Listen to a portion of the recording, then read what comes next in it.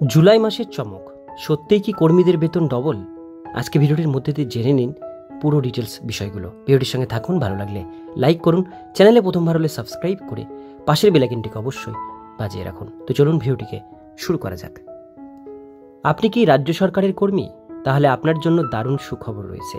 এই জুলাই মাসের সরকারি কর্মীদের ডবল টাকা দিতে চলেছে সরকার, অর্থাৎ এই মাসে কর্মীরা দুবার বেতন পেতে চলেছে। এর জন্যই সরকারি কর্মীরা খুব খুশি। কিছুদিন সেই সুপ্রিম কোর্ট পশ্চিমবঙ্গ সরকারকে 25% ডিএ মিটিয়ে দেওয়ার নির্দেশ দিয়েছিল। এবার সেই টাকাই দেওয়া হবে বলে জানিয়েছে রাজ্য সরকার।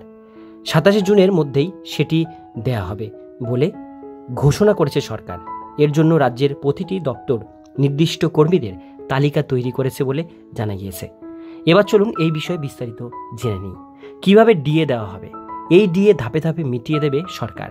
যদিও এই নিয়ে সরকার আলাদা করে কোনো বিজ্ঞপ্তি প্রকাশ করেনি, কিন্তু অনেকেই দাবি করেছে বেতন ও ডিএ একসঙ্গে দেওয়া হতে পারে। সুতরাং এক মাসে দুবার বেতনের মতোই টাকা পাওয়া যেতে পারে। কারা কারা এই অর্থটি পাবেন?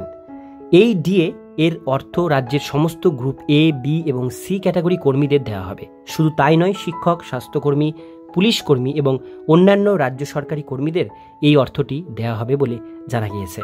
অন্যদিকে সুপ্রিম কোর্ট জানিয়ে দিয়েছে, রাজ্যের সকল সরকারি চাকরি করা মানুষের তাদের পরিশ্রমের মূল্য পাওয়ার অধিকার রয়েছে। এর জন্যই 25% ডিএ খুব শীঘ্রই কর্মীদের দিয়ে দেওয়া হবে। সুপ্রিম কোর্টের নির্দেশ রাজ্য সরকারের উপর চাপ সৃষ্টি করেছে। কবে দেওয়া হবে এই টাকাটি? জানা গিয়েছে জুন মাসের 27 তারিখে এই বকেয়া ডিএর প্রক্রিয়া সম্পূর্ণ করার নির্দেশ দিয়েছে কোর্ট। তাই 1 জুলাই থেকে বেতন মিটিয়ে দেওয়ার কাজ শুরু হবে, অর্থাৎ জুনের শেষের দিকে অথবা জুলাইয়ের শুরুতে এই টাকাটি মিটিয়ে দেওয়া হবে। কর্মীদের কত টাকা করে দেওয়া হবে? যেহেতু কর্মীদের মূল বেতনের উপরই ডিএ নির্ভর করে, 25% ডিএ তাদের মূল বেতন অনুযায়ী পরিবর্তন হয়।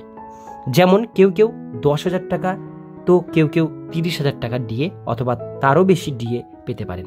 যদি আপনার বেতন 30,000 হয় তাহলে আপনি 7,500 টাকা, 40,000 টাকা হলে 10,000 ও 60,000 টাকা হলে 15,000 টাকা আপনি পাবেন।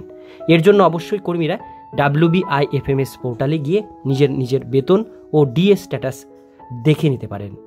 এছাড়া HRMS এতে লগ ইন করেও এই আপডেট দেখে নিতে পারবেন।